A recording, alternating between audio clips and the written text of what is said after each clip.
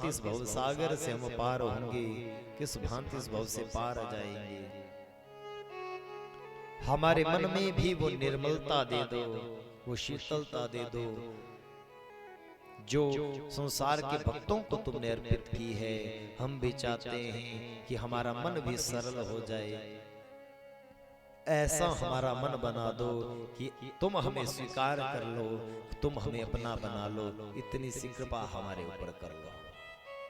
बोले भक्त वत्सल भगवान की।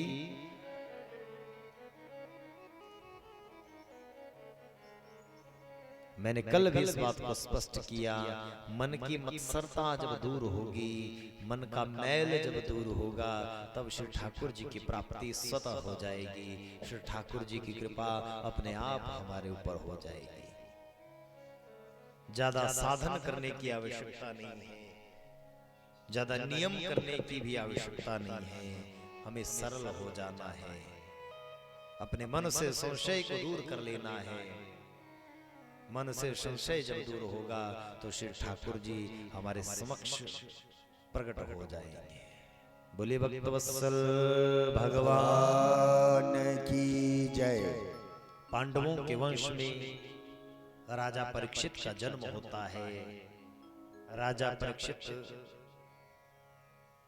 पांडवों के जाने के बाद इस धराधाम पर, इस संपूर्ण पृथ्वी पर, इस अजनाव खंड के ऊपर राजा परीक्षित राजकाज करते हैं। उत्तर की पुत्री इरावती के संग विवाह किया। जन्मेजय इत्यादि 4 बेटे इनके यहाँ हुए। और सीधी सी साधारण सी बात है, जिस व्यक्ति ने माता के गर्भ में ही भगवान का दर्शन प्राप्त कर लिया हो, उसका जीवन कैसा उज्जवल होगा। भगवान जिसको गर्भ में ही दर्शन दे देते हैं, वो कितना पुण्यवान होगा और कैसा वो प्रतापी राजा होगा। बड़े प्रतापी राजा राजा परीक्षित हुए महाराज। पांडव जब गए स्वर्गारोहण के लिए तो जाते जाते परीक्षित को राजगद्दी को दे गए। लेकिन देखो, राजा परीक्षित ने अपने बाबाओं से पूछा, बाबा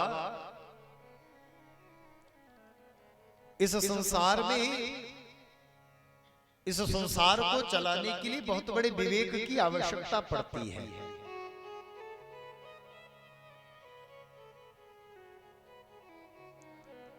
लेकिन मैं अबोध हूं, मैं छोटा सा बालक हूं। परीक्षित अपने दादा से कह रहा है, युधिष्ठिर जी महाराज से, मैं अबोध हूं, मैं इस संसार की नीति कुरीति को नहीं जानता। ये संसार कैसे चलता है, कैसे चलायमान होता है, मैं इस रीति कुरीति को नहीं जानता। बाबा इस संसार में कैसे जिया जाएगा, मुझे आप राजा बना रहे हैं, मुझे राजा बन करके कौन से धर्म का पालन करना है, मुझे क्या करना चाहिए, पहले ये तो बता दो, उसके बाद तो मैं राजा बनूं। तो पांडवों ने सिर्फ 2 ही बातें राजा परीक्षित को बताई थी। ध्यान से सुनना। पहली बात युधिष्ठिर जी ने परीक्षित से कही, परीक्षित इस संसार में रहना तो इस संसार में ऐसे रहना जैसे जल में कमल का पत्ता रहता है। देखा है आपने? कमल का जो पत्ता है वो जल में ही रहता है, जल में ही उत्पन्न होता है, लेकिन कभी जल में डूबता नहीं है, जल के ऊपर ही तैरता रहता है। प्रेम से कहो जैसे तैरता है। परीक्षित इस संसार में रहना है तो उस कमल के पात की तरह रहना, संसार में रहते हुए उस संसार से ऊपर रहना, कभी उसमें डूबने का प्रयत्न मत करना। पहली बात। और दूसरी बात परीक्षित को बताई, बेटा संसार में जब भी रहना अपने धर्म का पालन करते हुए, अपने धर्म का आचरण करते हुए रहना। जो व्यक्ति अपने धर्म का आचरण करता है, जो व्यक्ति अपने धर्म पर रहता है, कभी अधर्म नहीं करता, कभी अनीति नहीं करता, संसार उसका कुछ नहीं बिगाड़ पाता। प्रेम से कहो जय श्री कृष्ण। जय श्री कृष्ण। 2 बातें बताई और हमारे लिए, हमारे जीवन जीने के लिए सबसे उपयोगी ये दोनों बातें हैं। जीवन जीना तो कमल के पत्ते की तरह जीवन जीना। संसार है, दिख रहा है, कब तक दिखेगा कोई नहीं जानता। इसलिए इस संसार में रह करके, इस संसार का ना हो करके इस संसार से बिलग रहना, ये पहली नीति है। और दूसरी नीति है, धर्म जो कहता है उस धर्म का आचरण करना व्यक्ति का पहला कर्तव्य है। परीक्षित ने जब राज्य किया ना, तो इस संपूर्ण पृथ्वी के राजा राजा परीक्षित बन गए। मैंने कहा आपसे, पूरी संपूर्ण पृथ्वी के राजा, कोई इनको हराने वाला नहीं हुआ। ऐसे अजात शत्रु ये हैं। अपनी प्रजा का पुत्रवत पालन राजन करते, अपनी प्रजा को बेटे के समान, अपने पुत्र की भांति, अपने संतानों की भांति अपनी प्रजा का पालन करते। रोज घर घर में जाकर के देखते, कोई कष्ट में तो नहीं, कोई परेशानी में तो नहीं, इसलिए संसार में विचरण करते, पूरे भूमंडल को देखते, राजकाज करते। एक दिन संसार को देखने के लिए परीक्षित चले, तो परीक्षित ने क्या देखा? रास्ते में गाय और बैल को देखा।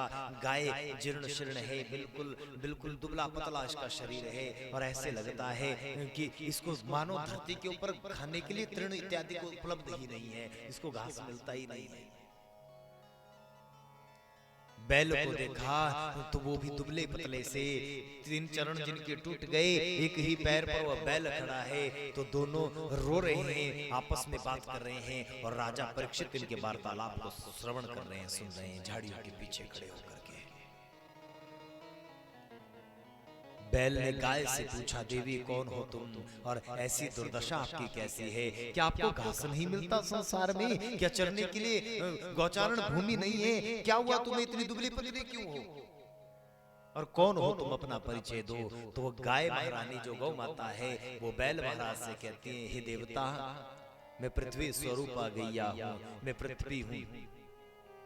देवी तुम पृथ्वी तो हो, लेकिन इतनी दुबली पतली कैसे हो गई? तो पृथ्वी मैया कहने लगी, देवता मेरे ऊपर जब अत्याचार बढ़ता है, पाप जब बढ़ जाता है, तो मैं त्रस्त हो जाती हूँ, मैं घबराती हूँ, फिर मैं दुबली पतली हो जाती हूँ। मेरे ऊपर जब भार बढ़ता है पाप का, तो मैं उस भार को सहन नहीं कर पाती। लेकिन हे देवता, मुझे इस समय अपने दुख से दुख नहीं है, मैं अपने दुख से दुखी नहीं हूँ, लेकिन देवता मुझे तो आपको देख करके दुख हो रहा है। हे बैल महाराज, आपके तो 4 चरण होने चाहिए, आपके 3 चरण टूट गए हैं, एक ही चरण पर आप खड़े हैं, ये कैसे संभव है? ये कैसे हुआ? कृपा करके मुझे बताओ। तो बैल महाराज कहने लगे, देवी जैसे तुम पृथ्वी स्वरूपा गैया हो, वैसे ही मैं धर्म स्वरूपी बैल हूं। प्रेम से को जैसे कृष्ण। कौन है ये? धर्म है, और धर्म बैल का स्वरूप होता है। मैं आपसे निवेदन करूं, मैंने आपसे अभी कहा, व्यक्ति को धर्म का आचरण करना चाहिए, धर्म का संग करना चाहिए, धर्म के ऊपर रहना चाहिए। और हमारे शास्त्र कहते हैं, जो व्यक्ति धर्म का आचरण करता है, उसके मस्तिष्क से ज्ञान गंगा का प्राकट्य होता है। भगवान जो शंकर है ना, उनकी सवारी क्या है? बैल के ऊपर बैठते हैं, तो बैल धर्म का स्वरूप है। धर्म के ऊपर जब बैठते हैं, तो भगवान शंकर की जटाओं से भगीरथी गंगा का प्राकट्य होता है।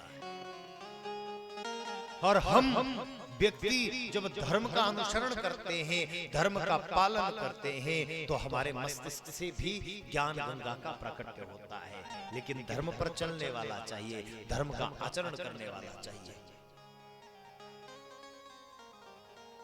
पृथ्वी मैया ने पूछा, लेकिन हे देव, आपकी ये चरण कैसे टूट गए? कृपा करके मुझे बताओ।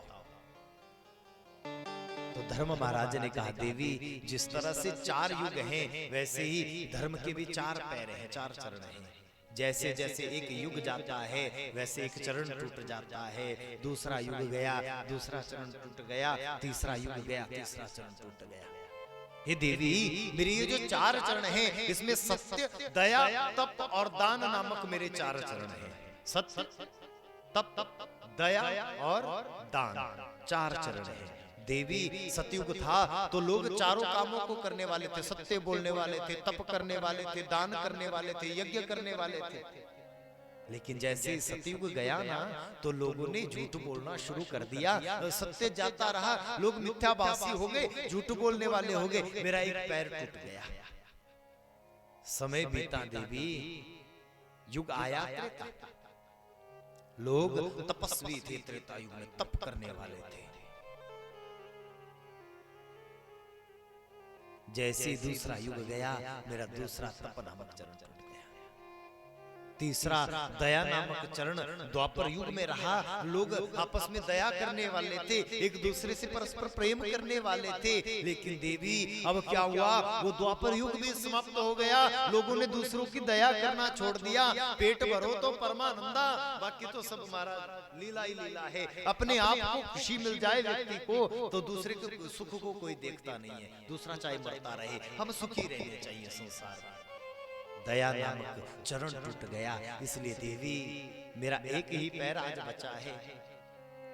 3 युग तो चले गए, चौथा युग अब कली आने वाला है और मैं एक ही पैर पर खड़ा हूं और उस चरण का नाम है दान। एकम दानम कलियुगे, मैं दान नामक चरण पर खड़ा हूं। प्रेम से कहो जय श्री कृष्ण।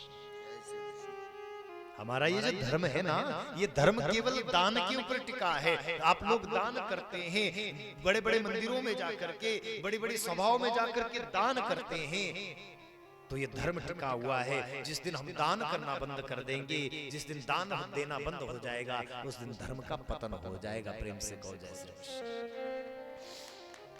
लेकिन मैं एक निवेदन आपसे करूं, दान तो हम करते हैं, लेकिन दान करना किसे चाहिए, कब करना चाहिए और कैसे करना चाहिए, सबसे जरूरी बात है।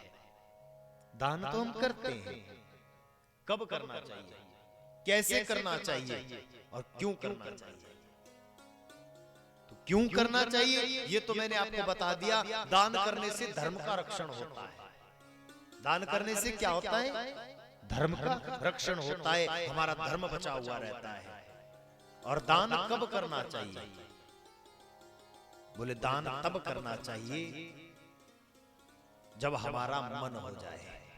कब करना चाहिए, मन हो जाए। और मन अगर नहीं है, मन है ही नहीं दान करने का, और जबरदस्ती पंडित जी ने बता दिया ग्रह आ गए आपकी कुंडली में, अब तो करना ही पड़ेगा, जबरदस्ती का यदि हम दान करते हैं तो दान फलीभूत नहीं होता।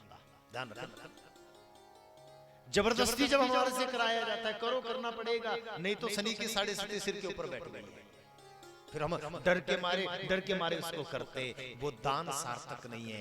दान का अर्थ है, राजा बलि ने दान किया महाराज। किसने किया, राजा बलि ने दान किया। जब बामन भगवान के पास भगवान बन करके आए, ब्राह्मण बन करके आए, तो आज वो बलि कहता है आज मैं दान करूंगा, आज मेरा मन है दान करने का। और उसने क्या दान किया, उसने अपना सब कुछ भगवान को दे दिया। दान तब करना जब हमारा मन बन जाए। और दान कैसे करना, कैसे करते दान।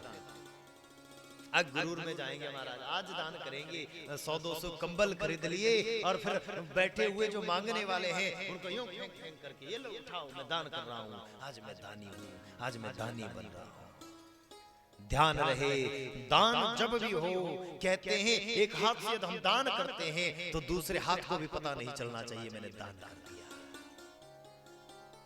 दान तो ऐसी वस्तु है, एक हाथ से कर दिया तो मस्तिष्क तो दूर की बात है, बुद्धि तो दूर की बात है, दूसरे हाथ को पता भी नहीं चलना चाहिए मैं दान कर गया, और मैं कब कर गया ये पता ही नहीं चलना चाहिए। और एक सबसे महत्वपूर्ण प्रश्न है, दान किसे करना चाहिए, किसे करना चाहिए। बोले दान उसे करना चाहिए जिसके करोड़ों के टर्नओवर पहले ही चल रहे हो। प्रेम से कहो जैसे, जो टैक्स भर रहा है रोज, लाखों का जो टैक्स पेड करता है, लाखों का जो टैक्स रोज देता है, उसको दान करना चाहिए। गरीब भूखा मरता रहे, उसे रोटी मिले ना मिले कोई बात नहीं, लेकिन दान तो हम वहां देंगे जहां से हमें रसीद मिले कि तुम भी टैक्स फ्री हो जाओगे यहाँ दान करने से। क्या फायदा। हमारे शास्त्र कहते हैं गंग तरंग प्रवाह चले तब कूप को नीर पियो न पियो, हृदय में रघुनाथ बसे किसी और को नाम लियो न लियो। गंगा के तट पर बैठे हो, गंगा के तट पर हम बैठे हैं और पानी पीने के लिए कुएं को अगर तलाश करते हैं तो ये हमारी मूर्खता नहीं तो और क्या है महाराज। कोई भूखा हमारे सामने रोता है, उसको तो हम 2 रोटी देने से कतराते हैं। जो दिन रात हमारे पीछे मेहनत करता है, उसे देने से तो हम कतराते हैं, उससे तो हम कम कराते हैं। लेकिन जो पेट भर के बैठा है, जिसके पास लाखों इकट्ठा होता है, उसे तो हम लाखों रुपए और देते हैं और उड़ाते हैं। लो और लो और लो और लो। कैसी विडंबना है ये। दान तो करो, मैं मना नहीं करता, जहां इच्छा हो वहां करो, लेकिन विचार करो।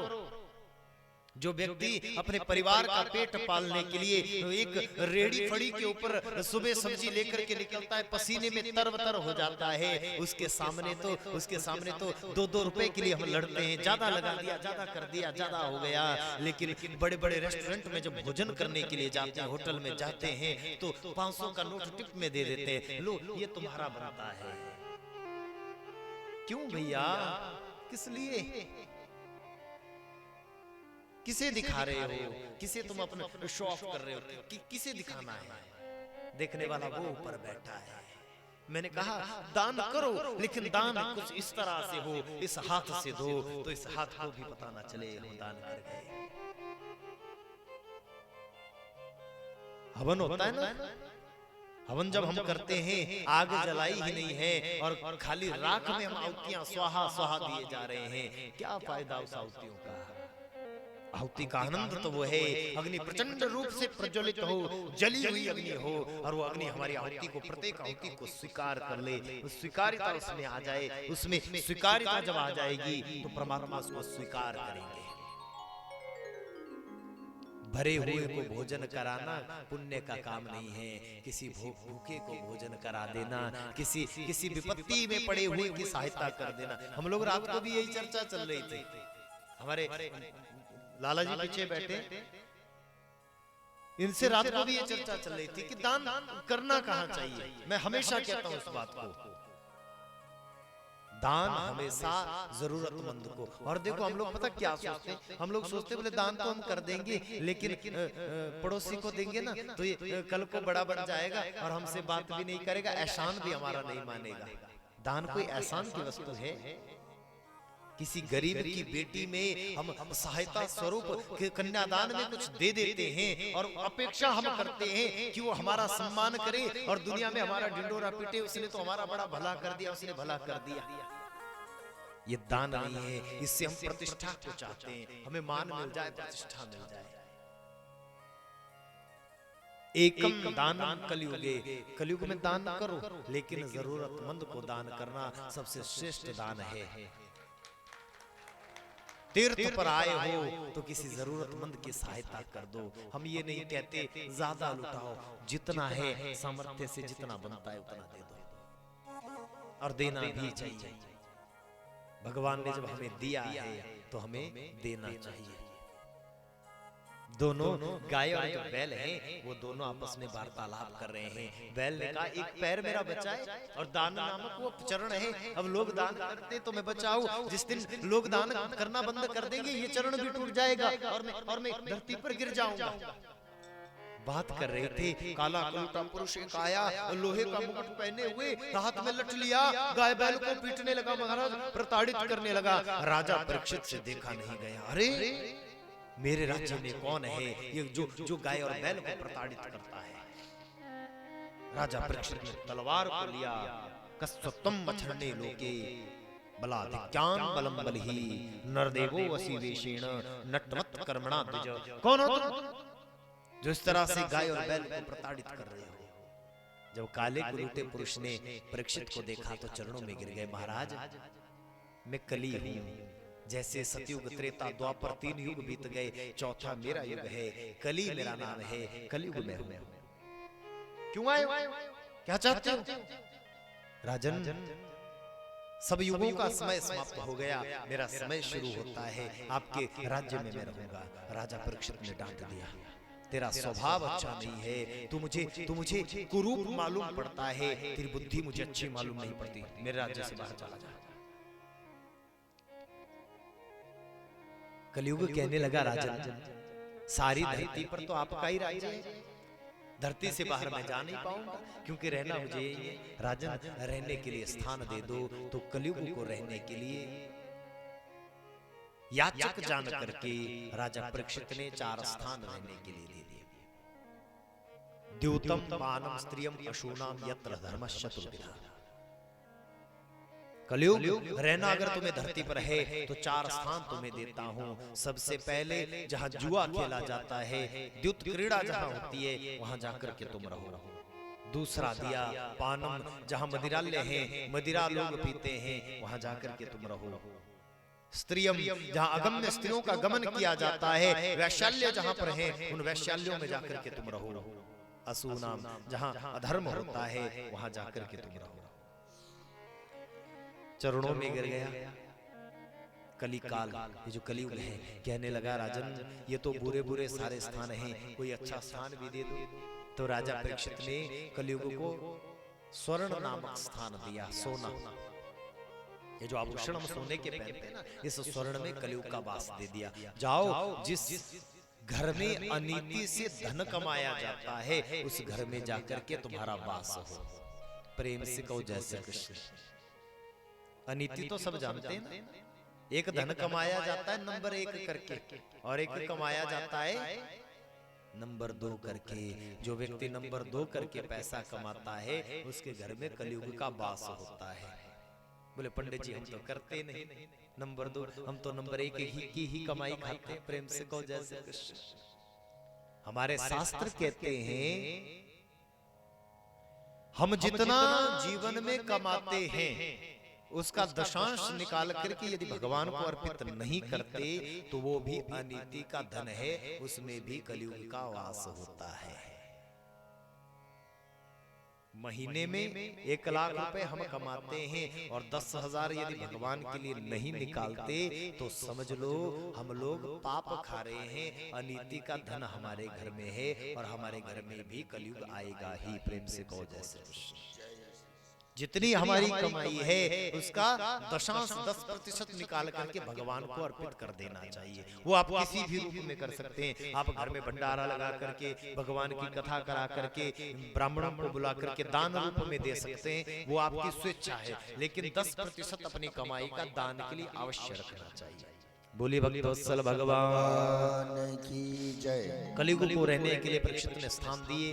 वापिस महल आए। आज परीक्षित को क्या हुआ कि महल में आते ही एक सोने का मुकुट परीक्षित ने पहन लिया, और वो जो सोने का मुकुट था वो अनीति से लाया गया था। जरासंध को जब भीमसेन ने मारा, तो इस मुकुट को भीमसेन साथ ले आए थे। आज इस मुकुट को परीक्षित ने उठाया, सिर पर धारण किया। जैसे ही धारण किया, वैसे ही कलयुग सिर के ऊपर आकर के बैठ गया। एकदा ही धनुरन्नम विचरन् मृगयाम बने। एक हिरण को मारने के लिए परीक्षित आज घर से चले। आज तक अधर्म नहीं किया, लेकिन आज जैसे ही सोने का मुकुट पहना, तो आज हिरण को मारने चले। साधु की कुटिया में पहुंचे। साधु की कुटिया में पहुंचे तो साधु का अपमान परीक्षित ने कर दिया। मरा हुआ सांप शमीक महामुनि के गले में परीक्षित ने अभिमान वश डाल दिया। ध्यान रखना, जब जीवन में धन आता है अनीति का, तो कलयुग आता है। कलयुग आता है तो हम अभिमानी हो जाते हैं, और अभिमान जब जीवन में आता है तो फिर नाश्ता की तरफ व्यक्ति चला जाता है। मरा हुआ सांप डाल दिया। लौट करके आगे शमीक महामुनि के बेटे सिंह जी ने सांप दे दिया, जाओ आज से 7वें दिन तक शकनाग आएगा और तुम्हें आकर के डस लेगा। 7 दिन में मरने का शाप दे दिया। बोलिए भक्तवत्सल भगवान की जय। 7 दिनों में मरने का शाप दे दिया। लेकिन ये जो राजा परीक्षित है ना, ये रोए नहीं, इनको दुख भी नहीं हुआ, इनको गम भी नहीं हुआ। क्यों? क्योंकि यह संसार नाशवान है, परीक्षित जानते हैं। क्योंकि परीक्षित इस धरती पर कैसे रहते हैं, जैसे कमल का पत्ता रहता है। ये जानते हैं नश्वर यह शरीर है, एक ना एक दिन तो जाना है। मुझे तो पता लग गया, मैं बड़ा भागी हूँ जिसको ये पता चल गया आज से 7 दिन तुम्हें मरना है। हम आप लोगों को पता है कब मरना है? पता है? नहीं पता। 7 ही दिनों में मरना है हमें। हमारे लिए कोई 8वां दिन भगवान अलग से नहीं बनाएंगे। रविवार से लेकर शनिवार तक 7 ही दिन होते, 8वां दिन तो कोई अलग से बनेगा ही नहीं। मरना सबको 7 दिन में है। हम भी परीक्षित हैं, लेकिन हम सोए हुए परीक्षित हैं, वो जागा हुआ परीक्षित है। जब उस जागे हुए परीक्षित को पता चला 7 दिन में मरना है, तो वो परीक्षित घर छोड़ करके, अपने महल छोड़ करके, अटारी छोड़ करके आज घर से चला, राजसी वस्त्रों को उतार दिया, वल्कल वस्त्रों को धारण करके आज वो परीक्षित गंगा नदी के तट पर आ गया और सुखदेव महामुनि ने आकर के इसके ऊपर कृपा की। बड़े बड़े ऋषि मुनि लोग स्वागत के लिए आए, और जब आए तो सुखदेव का आना हुआ। तत्रा भगवत भगवान व्यास पुत्रो यच्छ्यागामट मानोनपेक्ष अलक्ष लिंगो निजलाभ तुष्ट वृत्तिश्च बालिर अवधूत वेश। अवधूत का वेश लेकर के वो छोटे से सुखदेव छोटा सा बौना सा कद लेकर के उस सभा के मध्य में उपस्थित हो गए। बोलिए सुखदेव जी महाराज की जय। आए सुखदेव जी के चरणों में एक हाजिरी।